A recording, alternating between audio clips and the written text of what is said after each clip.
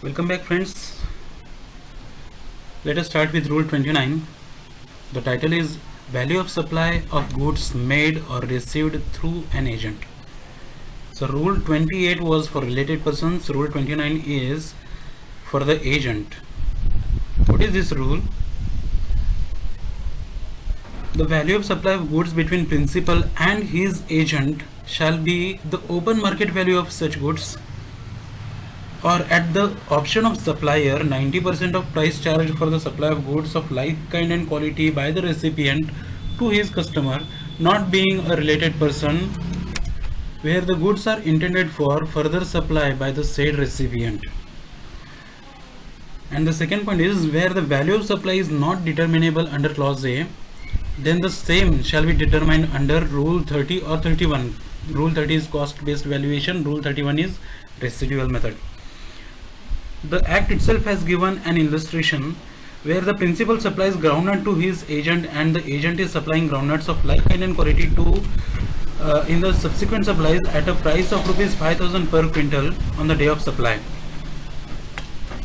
Another independent supplier is supplying groundnuts of like kind and quality to the said agent at the price of 4,550 per quintal.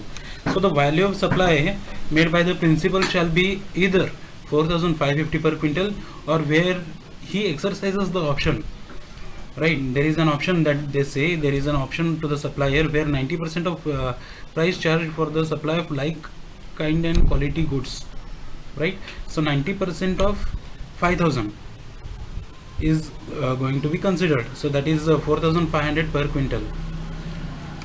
This is the example given, that is the illustration where 5,000, either you have to choose 90% of this 5,000 or this value, open market value, which is the value of like kind and quality of the same good which is supplied by the same agent, right? So there is an explanation here which I have given here. The value of supply shall be open market value or the 90% of resale value by the agent. If this is not available, then the residual method we are going to consider, that is the Rule 30 and Rule 30 or 31, whichever is applicable. I have also given an illustration over here. Ram is principal supplier of color TV and Sham is an agent who works as a distributor of color TV in Belgaum city. On December 31, 2020, the Ram supplies 20 units of TV to Sham. Okay, on 31st December, Ram has supplied 20 units of TV to Sham and the price is unknown. And on the same day, Sham supplies 12 units to Tushar TV Center for rupees 12,000 per unit. Next date, that is 1st January 2021, upon recommendation of Sham, okay, Sham is the supplier, principal supplier. On his recommendation, Sham is an agent who sells the remaining 8 TV units to Ultra TV Center for rupees 15,000 per unit. So determine value of supply. In this case, value of original supply on 31st December from Ram to Sham is the OMV, which is not known, and therefore the value of supply shall be 90% of whatever resale value that he is doing. Resale value is 12,000 per unit on 31st December and 15,000 per unit on the next day. But this case which we are speaking is about the time of supply that we are speaking, right? On the same time of supply we have to consider, and therefore according to Rule 29, OMV shall be the consideration which is not known, and therefore 90% of resale value on the time of supply, right? On which time of supply? Where principal sends the goods to the agent, that time of supply. And what is that time? That is 31st December, and therefore we are going to consider 12,000. 90% of 12,000 is 10,800. This will be the value of consideration, and on this GST will be charged. This is rule, very simple rule, Rule 29. There is an option to the supplier who sells the goods through the agent, and that option is 90% of resale value of same goods or similar goods like kind and quality. Okay, but which value we are going to consider? Value which the time of supply states, either it is goods or services. We have to consider time of supply. right? This is all about rule 29. Rule 30, let us see. The title is value of supply of goods or services or both based on cost. Very simple. This is, we are going to consider 110% of cost of supply. Whatever is your cost of supply, be that your goods or be that your services. If it is good, then cost of acquisition, cost of production or manufacture we are going to take. If it is service, then cost of provision of such services we are going to take, and on that cost we are calculating 110%, and that will be the value of supply. Consider this: Suraj is a motor mechanic whose business is to modify existing cars. Okay, I will make a change over here and give unique funky look to the cars. His work is based on customization and personalization. He is the only such designer in the state who had mastery over his work. Who has, let me even correct this, who has mastery over this work. It means he is making very customized and personalized cars. He renovates a car worth rupees 55 lakh. There is some customer who has a beautiful car of 55 lakhs, and he brings that car to Suraj, where he is renovating the car. His renovation cost including labor arrives at rupees 15 lakhs. Upon bargaining, customer pays him 14.5 lakhs. Okay, customer bargains, and then Suraj reduces the cost of provision of such supply to 14.5 lakhs for the complete service of him. Determine value of supply given by Suraj, assuming that there is one assumption given in the question, that the customer and Suraj are related persons. Oh, right? We'll have to consider this very seriously. So if they are related persons, rule 28 is applicable, and what rule 28 says, either OMV, open market value, or value of supply of like kind and quality we are going to consider, or rule 30 or 31. There is one option here given to the supplier, that if OMV is not available, then we can also consider the declared OMV as per rule 28. But however, to declare, we cannot declare that OMV because Suraj is giving it to the customer directly. Hope you are understanding. And therefore OMV, that is open market value, which is not available. Value of supply of like kind and quality we have to consider, and then either we have to consider rule 30 or rule 31. Rule 30 is cost based valuation, 31 residual method. We will see what happens here. In the above order, OMV is not available, open market value is not available, because we know that Suraj and customer are related persons, right? And this 15 lakh is the cost of provision of service. It is not the value of supply of service, and therefore OMV is not available, right? And value of supply of like kind and quality is also not available, as a supply of service given by Suraj is very unique, because he has the mastery over customization and personalization, and therefore the work is very much unique, and therefore rule 30 is applicable, right? According to rule 30, value of supply consideration is equal to 110% of cost. So this is the cost 15 lakh.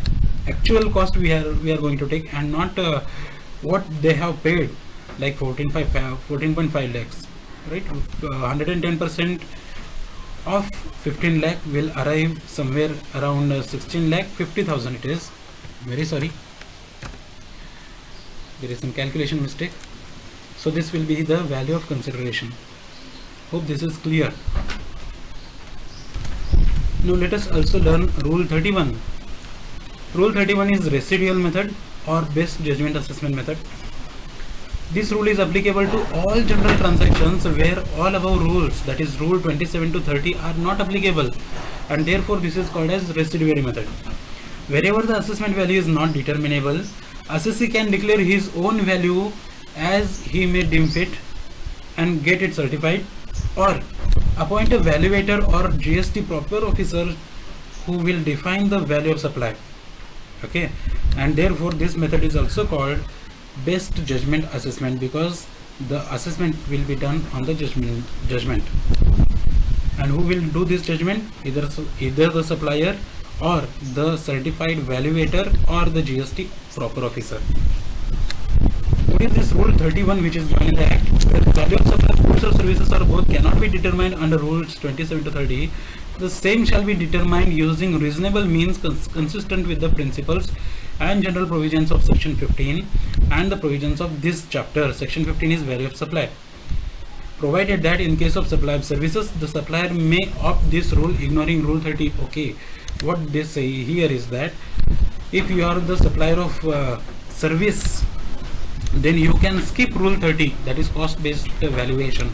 You can skip that and you can directly arrive at Rule 31. This is given in the Rule 31 itself. I have given here an example. Bhagya is an artist who makes beautiful artworks and sells it at true value. She accidentally makes a very beautiful wall craft that has fine painting and she thinks that it is an art masterpiece. She cannot compare this painting with any other items. She prices this art for rupees 10 lakhs. The customer, who is an art appraiser, bargains this for 5 lakh rupees. Okay, there is one customer who is bargaining at 5 lakh rupees. The transaction could not get complete due to price violation, and therefore she finally appoints a certified valuator to finalize the price. Assuming his experience, the valuator quotes rupees 20 lakh. Oh my god. Right. Bhagya sells at this quoted price to another customer. Quoted price means she is selling at 20 lakh. So I will change this to off. What is the actual value of supply? Solution. Value to be found out from the following. First, we are going to consider OMV. Is OMV available for market value? No. Value of supply of like and quality? No, because it is art masterpiece and therefore Rule 30 or 31 is available. Right. As this is unique piece of art, therefore OMV and any other sort is not available. And therefore Rule 30 is cost based valuation. This is also not applicable. The item does not state the true cost and therefore Rule 31 is applicable. Valuator has quoted the price of this art to rupees 20 lakhs and Bhagya sells this at the quoted price. This is the value of supply, which rupees 20 lakh. Right. So here is a chart which summarizes all your rules, Rule 27, 28, 29, 30, 31.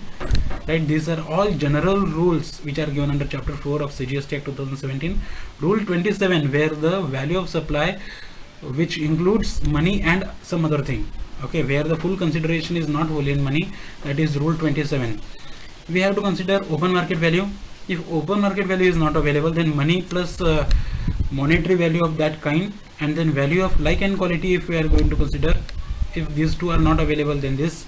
If this is also not available, then either Rule 30 or 31. If you are supplier of service, Rule 30 you can skip. You can directly go to Rule 31.